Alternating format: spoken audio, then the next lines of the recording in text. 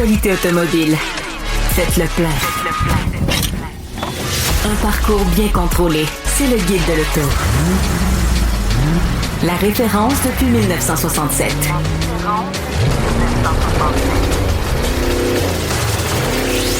Le Guide de l'auto.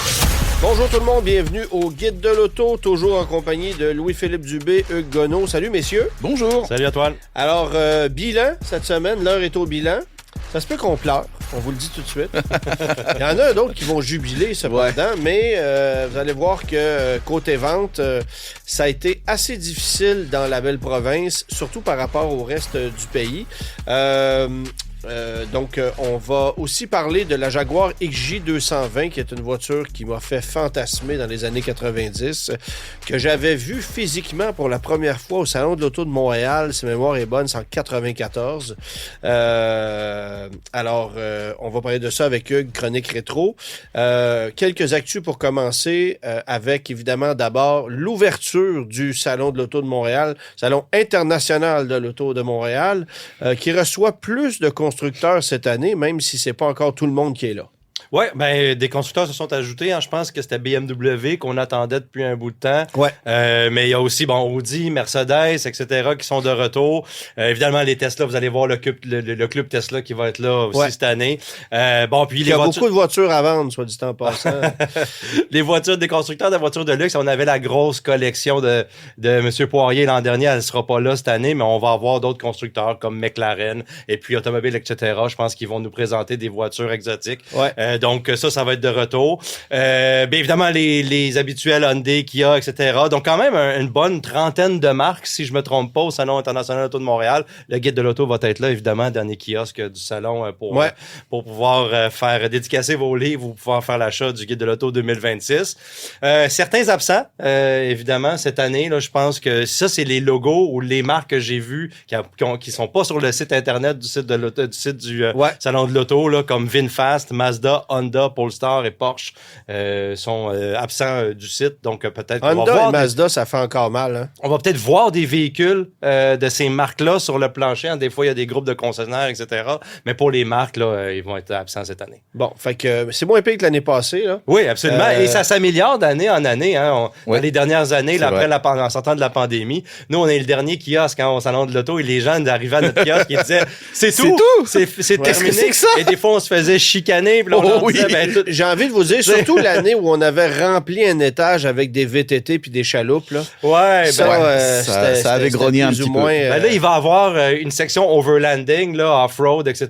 Je ne sais pas exactement qu'est-ce qu'il va y avoir dans cette section-là, mais il y a de plus en plus de constructeurs qui évidemment, présentent des véhicules qui sont axés pour ce genre d'activité-là. Donc, on va peut-être voir quelques concepts, quelques équipements dans ce sens-là, mais ça ne sera pas des VTT ni des bateaux. Là. On sera là, évidemment, pour vous présenter le Guide de l'Auto, ceux qui ont besoin de conseils, qui veulent venir nous rencontrer, nous jaser ou avoir un autographe dans le guide. On est là. T'es là quand, toi, Louis-Philippe? Moi, je suis là dimanche, mardi, mercredi, jeudi et dimanche avec toi le dernier dimanche. Ouais. OK. Hugues? Le premier vendredi, le lundi et le deuxième vendredi. Parfait. Moi, je suis là les 3 derniers jours du week-end et le lundi 19 de jour. Fait que ceux qui veulent venir nous rencontrer, vous avez maintenant nos disponibilités. Ouais. Petit recap aussi du salon du CES, qui est le Consumer Electronics Show de Las Vegas. Pas grand-chose en automobile cette année. Hein?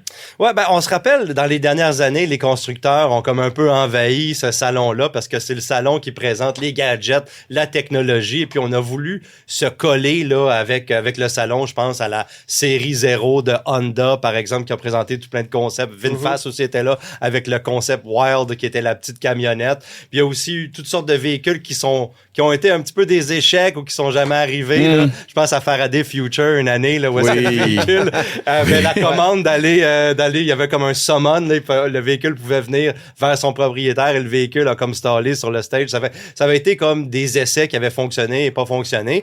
Et puis là, dans dans la dernière année C'était pas le Wagoneer S, ça? Non? Okay. Non. Dans la dernière année, hein, on l'a vu, là, on va en parler plus tard dans le bilan, mais évidemment, il y a eu un petit peu un retrait là, des règles gouvernementales et aussi de l'engouement pour les véhicules électriques. Donc, le CES est redevenu qu'est-ce que le CES devait être au départ. C'est-à-dire une vitrine pour les nouvelles technologies, une vitrine pour les gadgets et tout ça. Donc, sans mentionner il faut mentionner quand même qu'il y a eu des constructeurs, il y a eu des présentations automobiles. Tu sais, Hyundai était là, par exemple, mais on montrait des robots qui étaient très agiles, développés en collaboration avec Boston Dynamics. Boston Dynamics, si vous connaissez pas cette compagnie-là, c'est celle qui a développé les chiens robotisés. Les premiers chiens qui courent très vite, là.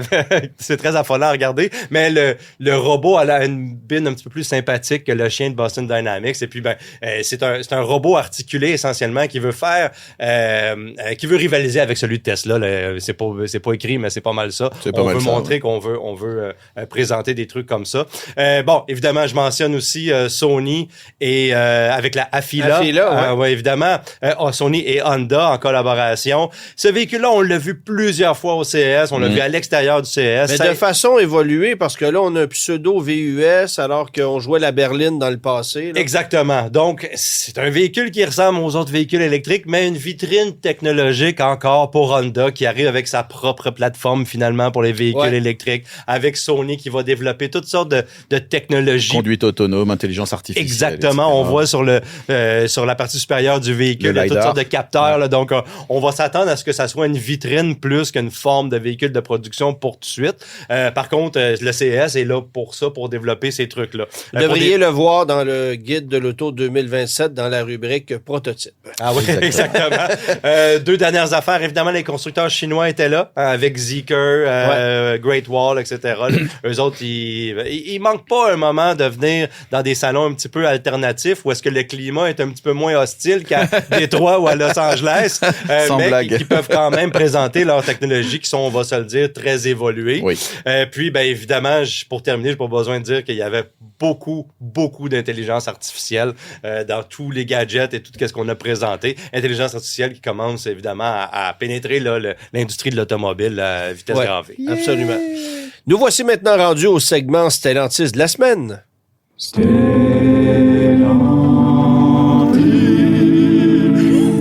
C'est maintenant officiel, Stellantis qui retire l'entièreté de sa gamme hybride rechargeable, autant chez Chrysler que chez Jeep. Alors, les 4XE qui devaient faire la pluie et le beau temps dans la gamme Jeep il y a à peine un an, on sait maintenant que ça n'arrivera pas. On nous avait promis une technologie 4XE dans le Grand Wagoneer. On nous l'avait promis aussi dans le Gladiator. Ça n'arrivera pas, mais non seulement ça n'arrivera pas, on retire ça du Grand Cherokee, du Wrangler également. Oui, évidemment, c'est en Amérique du Nord pour le moment. Les modèles affectés, Wrangler, Grand Cherokee, la Chrysler Pacifica aussi, puis le Hornet. Il y a le Hornet, j'avais oublié. Pourquoi je l'avais oublié? Ah oui, parce qu'on n'en vend pas. Parce que tout le monde l'a oublié. Ouais, c'est ça. Donc, on retire cette technologie essentiellement en Amérique du Nord pour se concentrer sur la technologie hybride qui va arriver, évidemment, puis aussi pour continuer à travailler sur des modèles et des moteurs qu'on a déjà, parce que c'est ce qui est beaucoup plus payant dans les temps actuels. On va le conserver dans le tonneau, j'imagine. J'imagine que oui. On n'a pas étudié cette question-là, mais forcément, on va le conserver, ça c'est sûr. Mais pour la Pacifica, je trouve ça intéressant parce que c'est un peu un désaveu. C'est-à-dire qu'on a lancé cette technologie-là en cours d'année 2016 ou 2017 dans la Pacifica et d'avoir une 60aine de kilomètres d'autonomie électrique dans une fourgonnette, c'était quand même une formule intéressante. C'est exclusif, là. Tu sais, puis on en a vendu une quantité considérable. Ça n'a pas été particulièrement fiable. Ça a été très en dents de scie au niveau de la fiabilité. Mais quand même, ça avait cet avantage par rapport au reste de la compétition. On l'a pas fait évoluer, on l'a pas amélioré d'un iota. Et 10 ans plus tard, on fait juste, c'est le cas de le dire, tirer la plug. Mais je trouve ça triste qu'on enlève ça carrément du marché.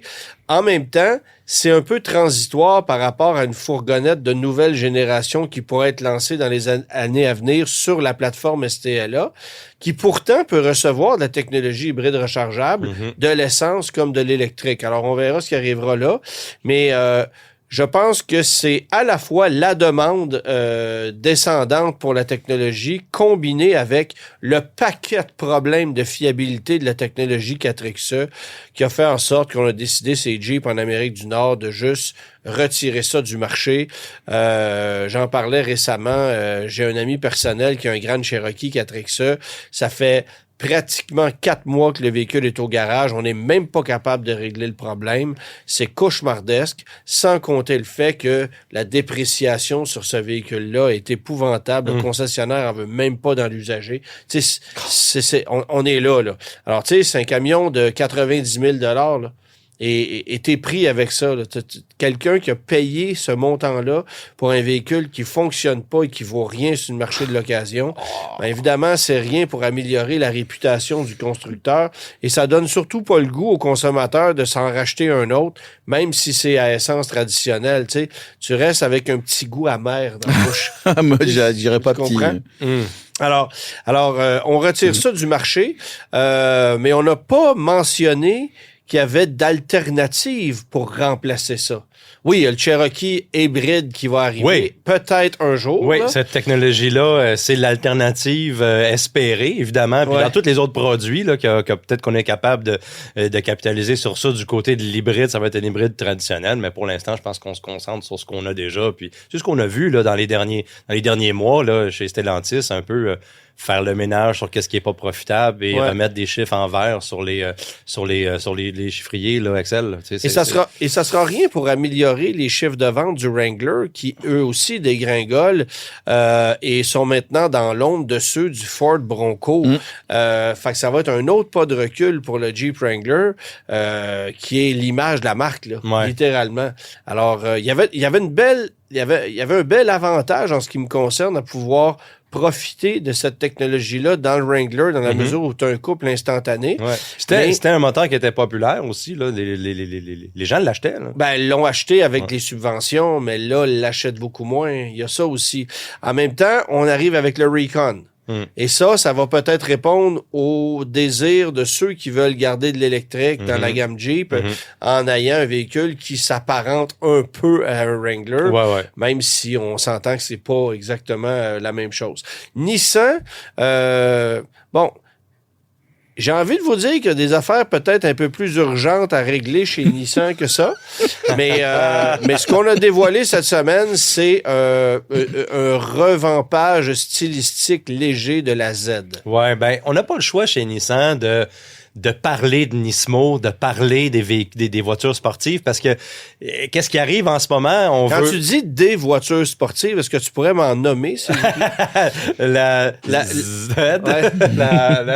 C'est pas mal. Et la Z. Oui, mais des voitures sportives futures ou des déclinaisons de voitures, des déclinaisons sportives de voitures actuelles, je pense qu'il faut pas lâcher ce morceau-là chez Nissan parce qu'on est en train de tout remanier, la production change, on veut dévoiler des véhicules qui sont plus intéressants. On veut attirer de l'attention à la gamme, à la marque. Et puis ça passe par des véhicules forts ou des véhicules qui sont le fun, qui paraissent bien dans de la publicité puis dans des salons. Et la Z en est une.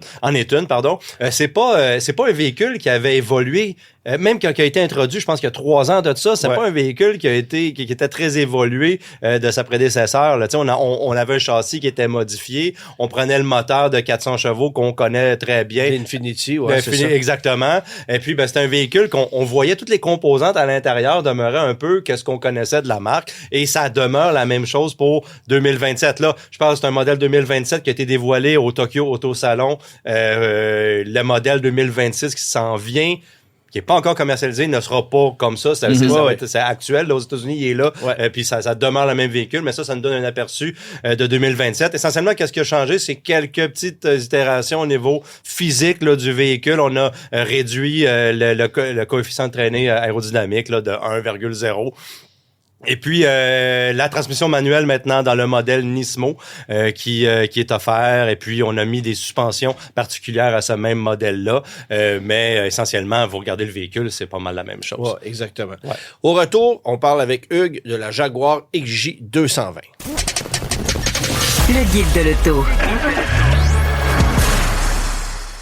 Il fut une époque où Jaguar était un peu en meilleure posture qu'aujourd'hui, parce que en fait, ça existe à peu près plus. Mais dans les années 90, c'était tout autre. Hugues, tu nous présentes la XJ220, voiture magnifique. Avec des lignes à couper le souffle, Ouais. un moteur au pédigré de compétition et le titre de voiture la plus rapide du monde, la XJ220 avait tout pour laisser une trace dans l'histoire similaire au Porsche 959, Ferrari F40, Ouais. voire McLaren F1. Eh bien, meilleure chance la prochaine fois. Alors, le contexte de développement de cette voiture-là, c'est quoi? Dans les années 50, Jaguar s'est taillé un solide palmarès sportif en remportant, entre autres, 5 victoires aux 24 heures du Mans. Par contre, dans les années 70, Jaguar lutte pour sa survie, alors la course automobile, vous comprenez. Mais les choses commencent à changer à partir de 1982, lorsque la marque s'associe avec un homme clé pour le reste de notre histoire, Tom Wilkinshaw. Ce pilote britannique a débuté sa carrière en 1968 avant de créer sa propre équipe en 1976, Tom Wilkinshaw Racing, TWR.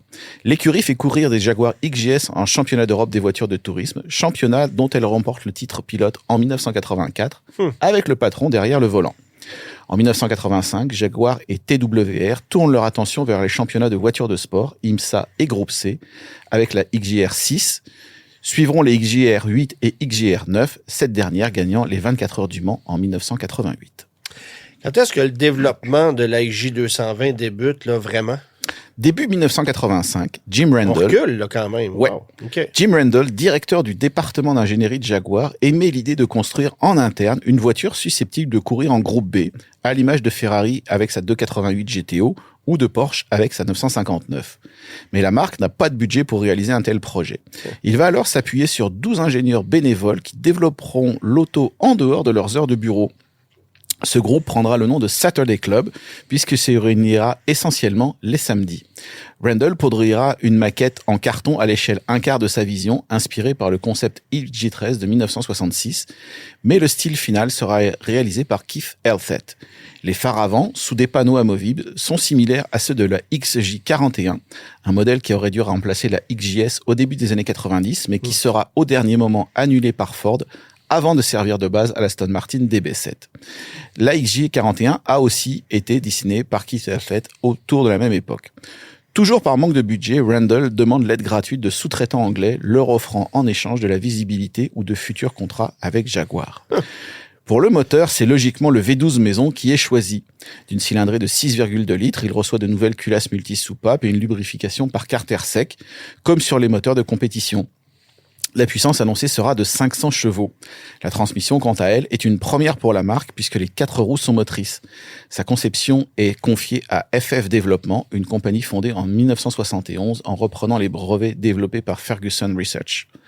C'est cette société qui avait fourni la transmission intégrale de la première auto de route à 4 roues motrices, la Jensen FF, pour Ferguson Formula, voiture produite de 1966 à 1971. FF Développement œuvrera sur plusieurs autos de rallye du groupe B dans les années 80. Le châssis et la carrosserie font largement appel à l'aluminium. L'aérodynamique est travaillée pour obtenir un maximum d'effet de sol avec 2 extracteurs à l'arrière combinés à un aileron mobile. L'accès à l'intérieur se fait par 2 porte-papillons. Là, on découvre un habitacle tendu de cuir Connolly avec des vitres électriques, la climatisation, une radiolecteur CD Alpine, des sièges chauffants et une instrumentation ultra complète, comprenant 4 compteurs installés sur la porte. Donc, bon, là, la XJ220 est officiellement dévoilée. C'est pas exactement la voiture qu'on avait initialement imaginée. Là. Alors, la XJ220 est montrée à la direction juste une semaine avant son dévoilement au salon de l'auto de Birmingham. Quand même, hein? John Egan, président de la marque, valide le projet. Le nœud est choisi en écho à la XK120 de 1949, dont le chiffre reflétait la vitesse maximale, soit 120 000 à l'heure. Le concept serait théoriquement d'atteindre les 220 000 à l'heure, 354 km/h. L'auto est finie le 18 octobre 1988 aux petites heures du matin, avant d'être immédiatement expédiée au salon où la presse la découvrira à 11 heures. Wow. Et là, dire que l'enthousiasme est palpable est encore en dessous de la vérité. Les lignes font rêver et les chiffres de performance annoncés par Jaguar aussi. 320 km/h en pointe, le 0 à 160 en 8 secondes. Il se raconte que la marque aurait reçu 50 chèques en blanc avant la fin du salon. Ce qui est certain, c'est que plusieurs acheteurs potentiels ont laissé des dépôts conséquents. La XG220 ne devait être qu'une auto laboratoire, mais elle est en passe de devenir une réalité pour quelques grands chanceux. Étonnamment, l'annonce officielle de sa mise en production n'arrivera qu'en décembre 1989. Il faut dire que la marque a eu d'autres urgences à gérer. Le développement des XJ40 V12 et XJ41 problématiques et surtout le rachat par Ford en novembre 89. Ouais. On murmure que le géant américain aurait validé la XJ220 pour faire passer la pilule de l'acquisition auprès du public anglais. Et il va maintenant falloir assurer le développement de la voiture de série, ce qui est une autre histoire. Et oui, et Jaguar n'a pas toutes les ressources en interne pour assurer le développement final de l'auto et se tourne alors vers TWR. Les deux sociétés ont créé une compagnie commune, Jaguar Sport Ltd, en 1987 pour les activités de compétition. Jaguar Sport crée à son tour Project 220 Ltd pour la conception et l'assemblage de l'auto. Le programme est dirigé par Mike Morton, un ancien de Ford Motorsports. Et il va avoir du pain sur la planche car, que ce soit pour des raisons politiques ou pour garantir la viabilité économique du projet, de nombreuses modifications vont être réalisées par rapport au concept. La première est le changement du moteur. Ouais. Le V12 atmosphérique disparaît au profit d'un V6 biturbo de 3,5 litres. Ce bloc a des origines pour le moins étonnantes. Il a été conçu pour l'Austin Metro 6R4, une voiture créée pour courir en rallye groupe B. Dessiné par David Wood et d'une cylindrée initiale de 3 litres, le V64V utilise la base technique du Rover V8 de 3,5 litres ex-Buick. Ah ben oui. Et voilà, ce qui explique son ouverture à 90 degrés et un peu du Cosworth DFV. La métro est présentée en mai 85 et commence à courir durant la saison 85. Malheureusement, l'arrêt brutal du groupe B à la fin de la saison 86 entraînera l'annulation du développement de la 6R4. Tom Wilkinshaw, on le retrouve, rachète les droits et les pièces de ce moteur en 87. Il l'installera dans les XJR10 et XJR11 qui courront entre 89 et 91. Cependant, les Jaguar Victorious du Mans en 88 et 90 conserveront le V12 de 7 litres. Ouais. Le passage du V12 au V6 dans la XJ220 est justifié par des raisons d'encombrement, de poids et de normes de pollution.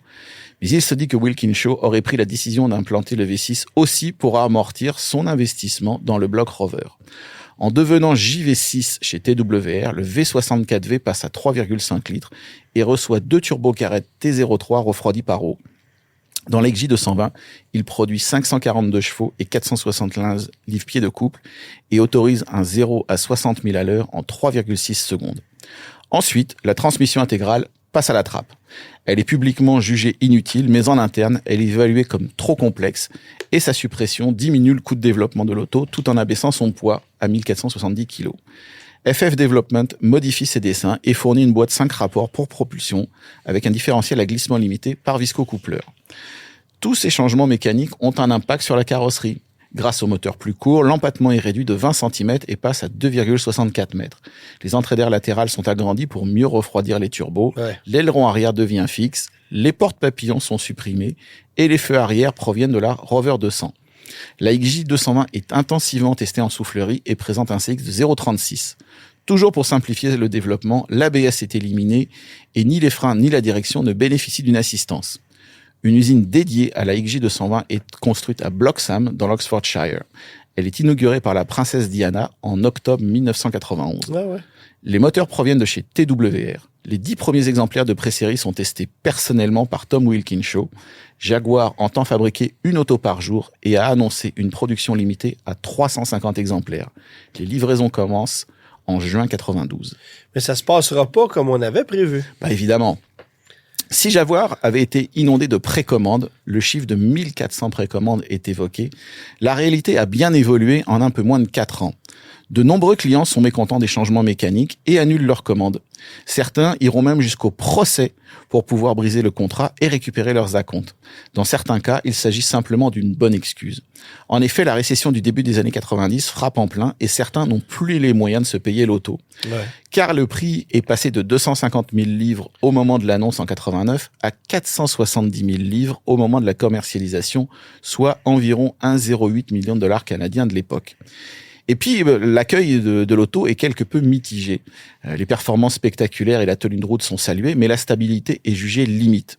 L'absence de direction et de frein assistés, le coffre à la contenance ridicule, la mauvaise visibilité, la finition intérieure légère, la largeur excessive, 2,22 m de large avec les rétroviseurs, font que la XJ220 apparaît plus à sa place sur une piste de course que sur une route ouverte, ce qui est paradoxal.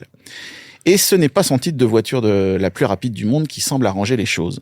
Le record est réalisé à Nardo en juin 92 avec Martin Brundle au volant. Un premier passage atteint 341,6 km/h, mais Brundle explique que le moteur est sur le rupteur. Pour un deuxième passage, le régime du rupteur est relevé et les deux pots catalytiques sont enlevés. Ils absorbaient environ 60 chevaux. La vitesse maximale est établie à 349,3 km/h.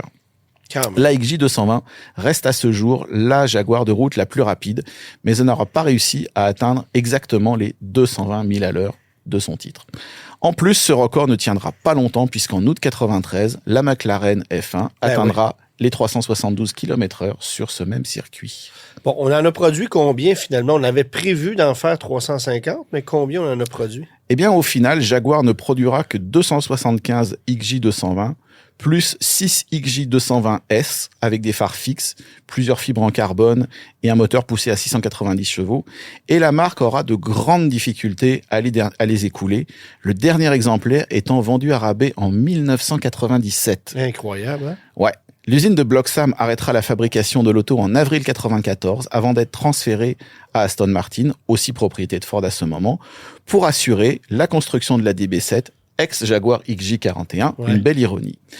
Après la reprise par Ford, TWR est progressivement relégué au second plan et la structure Jaguar Sport est dissoute également en 1994. Clairement, la marque passe à autre chose. Merci Hugues. Laissez faire votre clignotant. Entrez directement dans le guide de l'auto. Rétro bilan, mesdames et messieurs, on va parler chiffres de vente avec la liste des chiffres qu'on a ici. Je pense qu'on peut commencer en mentionnant que les ventes se sont quand même bien portées en 2025 sur le marché canadien. Tout compte fait, là, avec comment que l'année s'est déroulée politiquement et avec les problèmes de logistique, les changements de réglementation, je pense qu'on a une année plutôt stable en général. Oui, exactement. Alors, les ventes, j'ai ça ici. On a vendu, en fait, 2% d'augmentation de ventes à l'échelle canadienne, pratiquement 1,9 million d'unités vendues. 1 897 058 véhicules ont été vendus à l'échelle canadienne. Et de ce nombre au Québec, c'est là que ça fait mal. C'est la seule province qui a subi une baisse de ses ventes. Bon, on pourrait dire avec la Colombie-Britannique qui est en baisse de 0,6 %. Alors ça, c'est symbolique, mais au Québec, c'est une baisse de 3,2 %, ce qui est significatif, honnêtement. Et c'est directement dû au fait qu'on a vu les ventes de véhicules électriques fondre comme neige au soleil. On va vous décortiquer tout ça par constructeur et vous allez voir que au Québec, ça a fait mal dans le cas de certains modèles. Chez Audi, si on commence avec le constructeur Audi, 10,6 % d'augmentation de vente. C'est quand même significatif. Au Canada? Oui, au Canada, bien sûr. Là, on parle uniquement des chiffres canadiens. Bon, évidemment, même chez les voitures, on a vu une augmentation des ventes. Alors, souvent, on voit une baisse des voitures, une augmentation des VUS, mais ici, c'est exactement la même chose. C'est 10,6 % pour les VUS, 10,4 % pour les voitures. Et ça s'explique, évidemment, par la nouvelle génération de la A5, la A3 qui a gagné en popularité aussi. Certainement pas à cause de la e-tron GT qui, elle, s'est vendue à 53 copies à l'échelle canadienne en 2025. Alors, disons que ça, c'est passé dans le champ. Et évidemment, ben, le nouveau Q5, pour besoin de vous dire que ça a connu un succès monstre. 15 000 copies qui ont été vendues. En fait, 14 998 exactement. Mais c'est évidemment pratiquement la moitié. En fait, c'est la moitié des ventes du constructeur Audi. Pas la moitié, pardon. Mais c'est 35% des ventes, grosso modo, du constructeur Audi, là, facilement, avec la seule gamme Q5. BMW, augmentation de 4,7% pour le groupe, 2,4% pour la marque. Évidemment, quand je dis le groupe, ça comprend aussi Mini. 2,4%. Donc, on s'est un peu moins battu chez BMW que chez Audi. Et en fait, chez BMW, on a vendu moins de voitures que chez Audi. Mais BMW fait face à un gros dilemme de taille en ce moment. Et c'est un point dont on peut discuter parce que j'ai discuté pas plus tard que cette semaine avec le relationniste de BMW, Jean-François Taylor, en lui demandant ce qu'on comptait faire pour composer avec la situation des contre-tarifs, parce que l'ensemble, la quasi-totalité des VUS BMW sont fabriqués aux États-Unis et plusieurs d'entre eux sont fabriqués qu'aux États-Unis. Alors, Absolument. pour le marché mondial, pas besoin de vous dire que pour le Canada, ça fait mal. Il y a eu des augmentations de prix de 3-4% dans certains cas, mais rien pour se rapprocher de ce que coûte en supplément l'importation de ces véhicules-là sur le marché canadien. On est à évaluer la possibilité de fabriquer le X3 du côté de l'Afrique du Sud en ce moment, mais uniquement pour le marché canadien. Alors ça, c'est possible, mais tout le reste, ça va demeurer à Spartanburg. Et évidemment, ben, il faut composer avec la situation actuelle. Alors, BMW importe des véhicules en quantité peut-être un peu plus limitée au Canada. Augmentation de prix qui ont été, dans certains cas, considérables, dans d'autres, plus raisonnables. Mais il y a des défis, clairement, du côté de chez BMW. Ne soyez pas surpris si vous voyez dans la prochaine année beaucoup de promotions pour le iX3, qui, lui, est fabriqué en Hongrie. Évidemment, ben, c'est un véhicule électrique, alors on va essayer de le pousser davantage au Canada, ça c'est clair, mais BMW fait face à un défi en ce moment.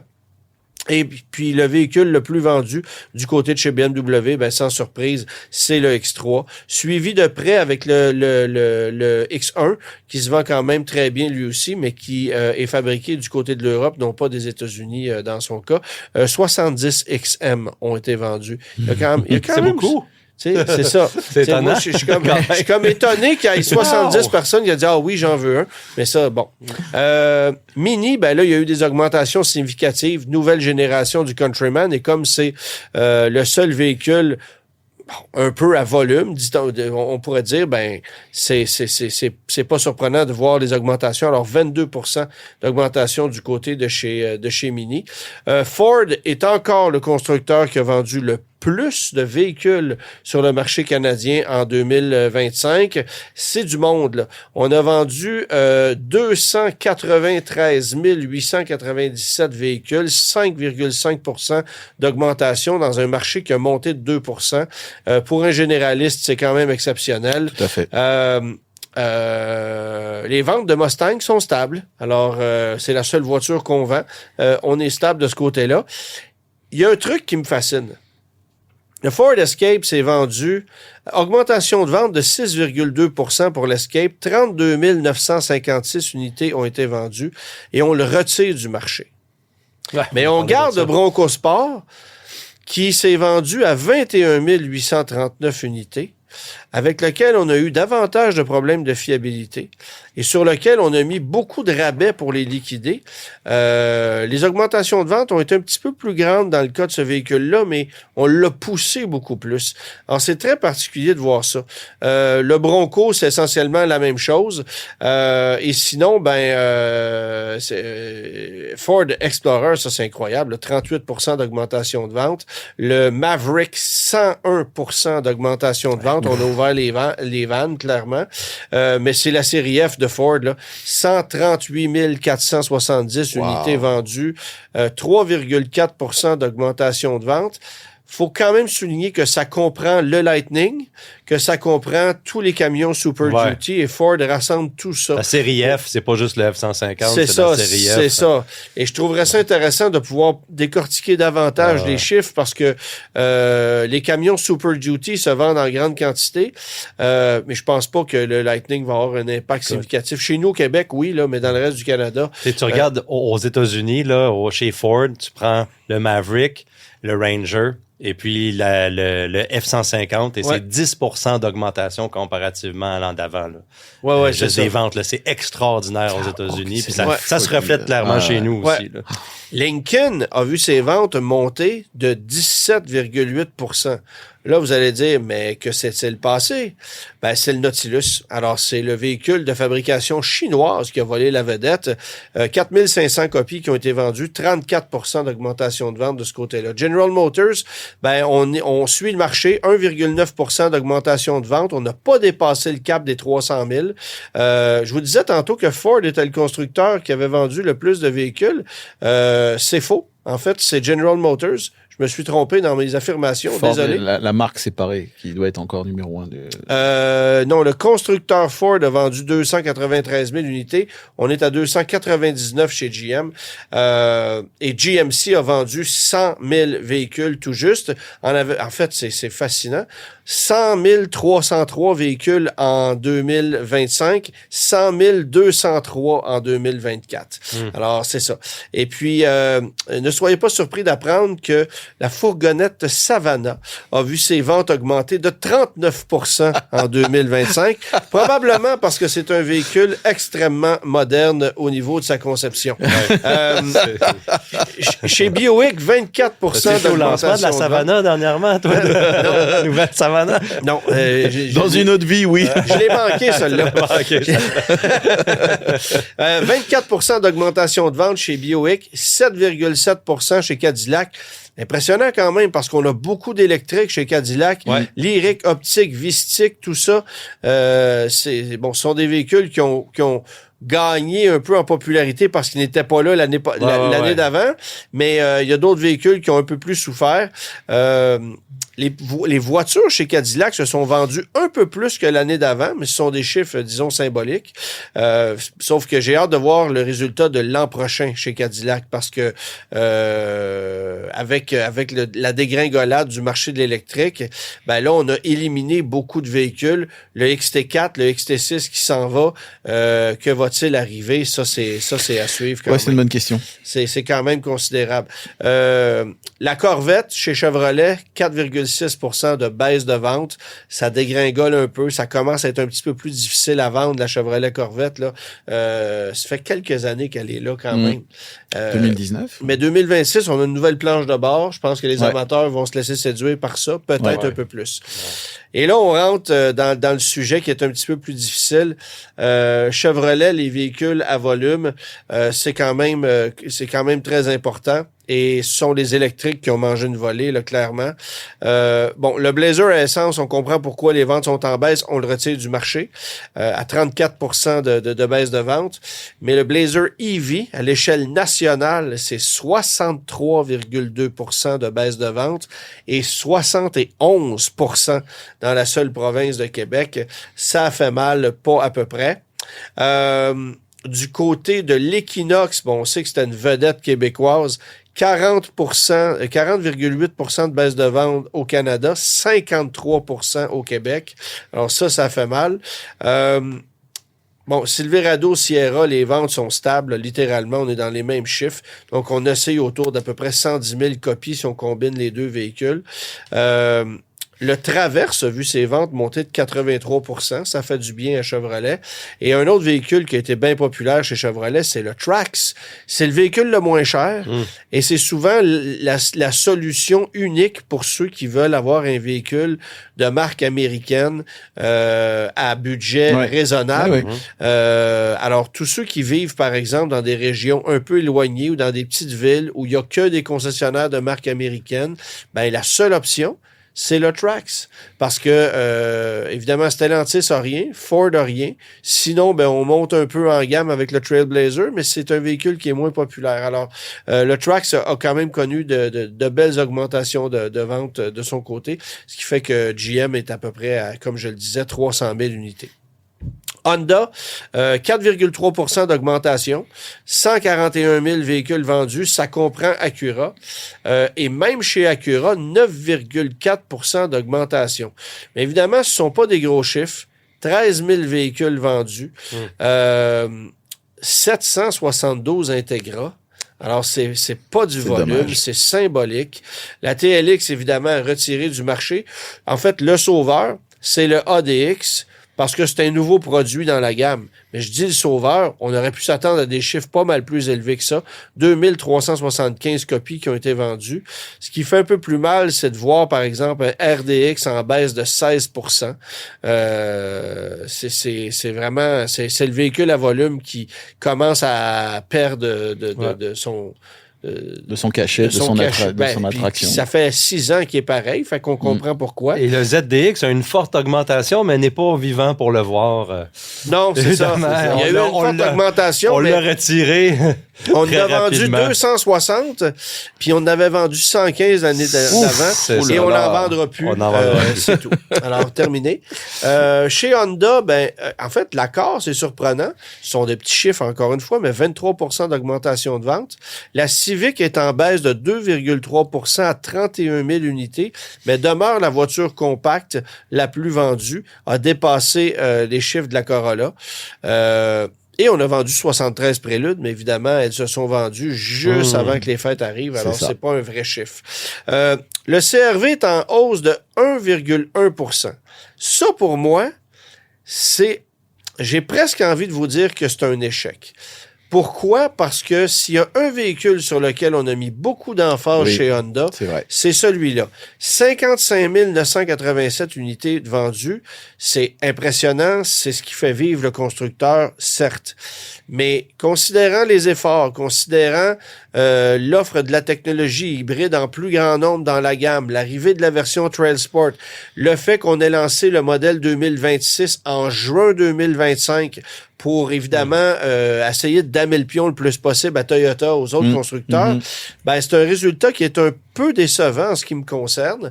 Est-ce que les gens commencent à trouver que le CR-V a de l'âge?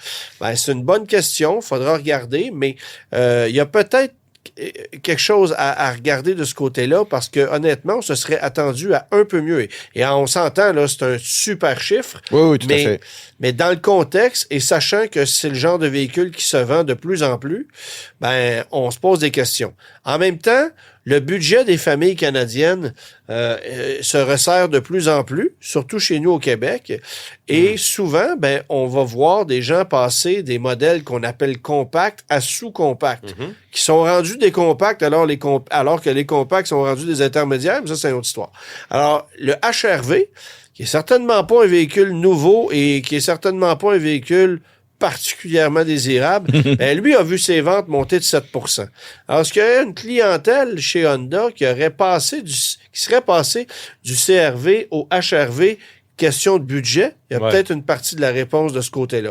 Sinon, Passport, augmentation de vente de 68%, c'est la nouvelle génération, on n'est pas surpris. Le Prologue, 1000 unités de vendues, mais bon, il n'y en avait pas l'année d'avant, fait que ça s'applique pas. Ce qui fait que le constructeur Honda se retrouve finalement dans une position relativement intéressante pour l'année 2025. Hyundai, 11,3% d'augmentation de vente, 154 000 unités de vendues. Alors, juste pour vous donner une idée, Honda est à 128 000. Fait que Hyundai, c'est très impressionnant comme chiffre. Ça roule. Ouais. L'Elantra, augmentation de vente de 18,7%. Alors, on se rapproche très sérieusement de la Corolla et de la Civic. Et on a des modèles plus abordables là, du côté de l'Elantra. Oui, mais on a un modèle hybride, on n'a pas de version hatchback, on n'a pas, on n'a pas l'étendue de la gamme qu'on va retrouver du côté de Honda et Toyota, mais les ventes sont en hausse et on en manque. Vous allez chez un concessionnaire Hyundai, vous voulez une Elantra, c'est difficile de vous en livrer une. Ioniq 6 baisse de 16,3 %. La Sonata, augmentation de 22 %, mais bon, c'est 2600 unités, alors c'est pas la fin du monde. Et c'est là que le bas blesse. Ioniq 5, on en avait vendu 13 484 en 24. On en a vendu 4 773 en 25. 64,6 % de baisse de vente pour l'Ioniq 6. Et attention, 72 % pour le marché du Québec. Alors, elle a fait mal. Kona, on est à peu près à la même place, à 5,7 % d'augmentation. Palisade s'est bien vendu aussi. Le Santa Cruz, les ventes sont en baisse, n'en soyez pas surpris. Il n'existe plus sur le marché canadien. 36 % de baisse de vente. Tucson, le Hyundai Tucson, 40 % d'augmentation. Alors, on est à 41 840 unités. Là aussi, on se rapproche dangereusement de Honda avec le... Bon, il y a encore un écart considérable, là, mais avant, c'était du simple au double. Ça n'a jamais été comme ça. Ah ouais. Mais non, ça n'a jamais été comme ça. Donc régulièrement. Plus d'hybrides, des versions plus performantes. Mieux équipées le XRT qu'on a retiré par après, mais bref, une gamme plus intéressante. Ça fait ce que vous voyez là comme résultat. Et preuve que il y a des gens qui regardent leur portefeuille de plus en plus. 30 % d'augmentation de vente pour la Venue. Alors, voilà, on n'est pas surpris. On n'est pas surpris. Alors, c'est ça. Ouais. Genesis, 16,8 % d'augmentation de vente, mais 22 % de baisse de vente pour les voitures. Alors, on comprend que ce sont des VUS qui sont vendus. Et c'est évidemment le GV70 qui a été le véhicule populaire. Et l'électrique, le GV60, lui, s'est vendu à 160 unités. J'ai assisté au dévoilement du GV60 Magma. Ouais. Je me demande encore pourquoi on met de l'énergie sur cette bébite-là qui n'a plus aucun intérêt pour le marché actuel. C'est tellement niché comme produit. On verra ce qu'on va faire avec Magma chez Genesis, mais c'est pas avec... le GV60, c'est un drôle de véhicule à lancer une marque haute performance là, électrique. Ben oui, tu sais, c'est ça. C'est comme le pire, celui que j'aurais choisi en dernier. Là. C'est celui qui se vend le moins après la G90 qui s'est vendue à 38 unités, mais qui a quand même eu une augmentation de vente de 72 % parce qu'on en avait vendu 22 l'année d'avant. Bon, enfin bref. Ouais. Jaguar, 1095 véhicules vendus cette année, dont 847 F-Pace. On a vendu 31 E-Pace. Ça fait comme 2 ans et demi que c'est plus sur le marché. Fait que c'est du vieux stock qu'on écoule encore une fois. Il y a des bonnes affaires qui ont été faites. Et que va-t-il arriver par la suite? Parce que on vient de terminer la production du F-Pace. Ouais. Alors, c'est le champ du signe. Là, ils réindustrialisent, ils repartent. On a vu des concepts camouflés, même des véhicules camouflés, là, c'est une grande berline, là, chez Jaguar, mais ça va prendre plus que ça pour redémarrer. Ça va être intéressant, mais je mettrai pas beaucoup d'argent sur Jaguar, moi, personnellement. Exactement. La Kia K4, alors Kia, 94 000 véhicules vendus, 9,2 % d'augmentation. Près de 14 000 K4 ont été vendus l'année passée. Alors, on prend du galon dans ce marché-là. On va chercher des parts de marché. C'est impressionnant. C'est une voiture qui est très intéressante. On n'a juste pas d'hybride et ça fait un peu mal. Ouais. Mais bon. Et du côté des camions ou des VUS chez Kia, évidemment, c'est le Seltos là, qui vole la vedette. 13 % d'augmentation de vente. Le Niro s'est très, très bien vendu aussi. Beaucoup de gens se sont intéressés à l'hybride, 45,9 %.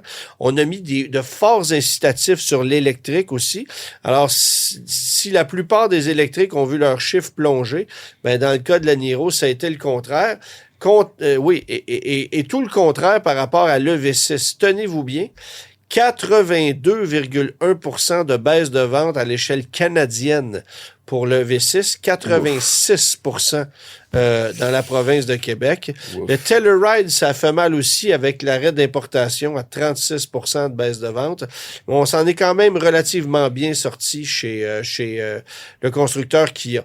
Land Rover, bon, on parle d'une marque avec des véhicules quand même assez coûteux. Plus de 3000 Defender se sont vendus. Et ça me fascine parce que c'est un véhicule qu'on a lancé en 2020, qui n'a pratiquement pas évolué. On a multiplié les versions, bien sûr, mais c'est juste en 26 qu'on apporte de petits changements cosmétiques pour la première fois. Et les ventes n'arrêtent pas d'augmenter, 9,5 d'augmentation. C'est le véhicule que JLR avait besoin. Là. Ouais. Non. Ah, c'est Absolument. le sauveur, là. C'est pas compliqué, là. C'est pas compliqué. Tu sais, sur 9475 véhicules vendus, il y a 3100 Defender. Fait que c'est le véhicule à volume avec le Range Rover Sport, qui lui a vu ses ventes monter de 23% aussi. Fait qu'il y a quand même encore des gens pour qui ça va assez bien au niveau financier. Le bilan est plus positif chez Land Rover que chez Maserati. On peut dire ça. Parce qu'évidemment, 9400 copies vendues chez Land Rover, 395 chez Maserati. Ça, c'est facile. Mazda, 81 000 véhicules qui ont été vendus. Et la Mazda 3, 37% d'augmentation de vente. C'est une très bonne nouvelle. Ben oui, très absolument. CX-5 qui continue de bien se vendre aussi malgré son âge. On a vendu 12 MX-30 et on salue Denis Leclerc. Mercedes, 8,4% d'augmentation de vente. Grosso modo, ce sont des VUS qui ont volé la vedette. Mais le coupé CLE s'est démarqué. On voit ça un peu. Classe S, 300 copies. Bon, on est à peu près là-dedans. Le véhicule à volume, c'est le GLC, 8747 unités. Et de belles ventes pour le Sprinter. Il est un fourgon très important pour le constructeur. Mitsubishi, ben là, ça fait un peu mal parce qu'évidemment, le PHEV n'étant plus subventionné, ben on a vu les ventes dégringoler. Alors, moins 4,1% chez Mitsubishi. Mais le PHEV a vu ses ventes baisser de 37,7% à l'échelle canadienne, 52% au Canada. Alors ça fait mal. Nissan, on est en augmentation de 6,5% à 109 000 véhicules. Mais 14,7% de baisse pour Infiniti. N'en soyez pas surpris. Non. Évidemment, ben, chez Nissan, c'est le Rogue là, qui est encore le véhicule super populaire. 36 000 unités vendues du Rogue, 10% d'augmentation de vente. Pathfinder a baissé. Le Kicks, c'est super bien vendu, mais c'est le Kick qui reprend évidemment le flambeau. Alors ça sera à observer pour l'année prochaine. Mais évidemment, pas besoin de vous dire que du côté de l'Aria, ça a été un peu moins reluisant. 54% de baisse de vente au Québec, 48% sur le marché canadien. Porsche, moins 3,5%. Est-ce qu'on avait mis un petit peu trop d'emphase sur l'électrique? Ça se peut. Stellantis, ben parlons-en, 114 000 véhicules vendus. 11,7% de baisse de vente. C'est moins violent que l'année passée. Et ce qui est drôle, c'est que les fourgonnettes sauvent les meubles. Ouais. Oui. C'est quoi? 64% d'augmentation de vente pour la marque Chrysler parce qu'on a vendu plus de grands caravanes de Pacifica. C'est quand même ironique. Ouais. La Fiat 500 en hausse de 90% à l'échelle canadienne, 44% au Québec. Ce sont des chiffres symboliques, là, quand même. Et ce qui fait mal, évidemment, c'est les pick-up, là. Ram, moins 25%. Le Grand Cherokee, moins 27%. Le Gladiator, moins 40%. Le Cherokee, on le compte pas. D'ailleurs, c'est des restants d'unités de 2023. Tout ce qui était les vaches à lait, là, c'est en train de dévisser. Wagoneer, moins 43%. Wrangler, moins 9%. Alors ça fait mal, évidemment. Subaru, 4,3% d'augmentation de vente. Et c'est évidemment le Crosstrek qui continue à prendre des parts de marché. 15% d'augmentation, c'est quelque chose. Tenez-vous bien, Tesla. On est à 66% de baisse de vente à l'échelle canadienne, 80% pour la Model 3 et 88% au Québec, 60% pour l'Y et 78% au Québec. Et il y a quand même 1072 acheteurs qui ont décidé de faire un chèque pour se procurer un Cybertruck. Alors ça, c'est quand même quelque chose. Et Toyota, 250 000 véhicules vendus, 249 445 pour être un peu plus précis. Non, le RAV4 n'a pas battu son record de l'année passée. La Corolla, 25 105 unités. On est à quelques centaines d'unités de plus que l'Elantra. Ça me fascine. Ouais. J'ai hâte de voir si l'Elantra va un jour dépasser cette voiture-là. Lexus RX, qui est un véhicule encore à volume, le NX aussi. Mais dans le cas du RAV4, on a une légère baisse de 2,6 %. Ouais, c'est un véhicule qui était un modèle enfin de génération. C'est expliqué par le changement de génération. Ouais. Mais ça s'explique aussi par le fait qu'on a déchanté sur les ventes de Toyota RAV4 Prime ou PHEV. Parce que là, on peut s'en procurer chez les concessionnaires. Ils en ont en stock. Ouais. C'était jamais arrivé avant 2025. Et là, évidemment, avec le retrait des subventions ou la diminution sérieuse, c'est ça. Ça fait mal.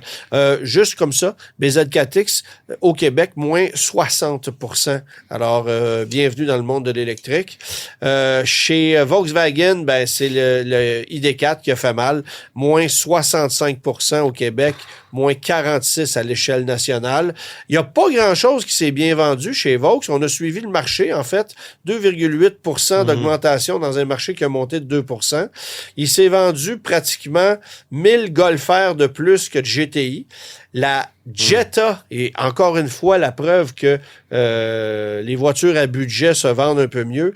15 800 copies de vendues, 34 % d'augmentation de vente. Et sinon, c'est le Taos qui a connu une belle augmentation. Chez Volvo, 8,2 % d'augmentation. Mais je vous le garantis, c'est la dernière fois. Parce que avec la moitié de la gamme qui disparaît pour 2026, je pense pas qu'on va voir ça de sitôt l'année prochaine. Alors, c'était beaucoup de chiffres, beaucoup de nombres, une analyse fait une fois par année, tous ces chiffres dans la même émission. Je commence à manquer de salive. Mais la bonne nouvelle, c'est que l'émission est terminée et on se retrouve la semaine prochaine. Bonne semaine à tous. Merci tout le monde. Tous les épisodes du Guide de l'auto sont disponibles en podcast sur l'application et le site cube.ca.